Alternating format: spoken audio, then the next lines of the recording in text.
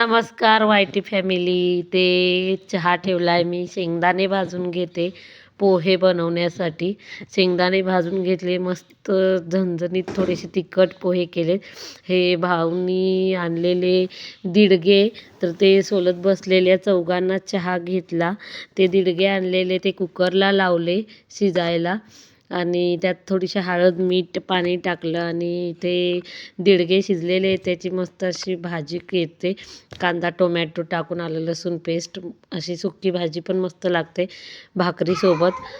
खूप असे दिडगे शेतातून आणलेले गावाकडून, मस्त लागते. आणि जर केले तांदळाची भाकरी आणि काकडी कांदा टोमॅटोची कोशिंबीर केली, ते टोमॅटोची आमटी केली, थोडीशी वरण केलंय, भाकरी ते ताट रेडी आहे आणि भाकरीवर लोणी घेतलं. लोणीवर तिखट मीठ टाकल्यावर मस्त लागतं. मस्त.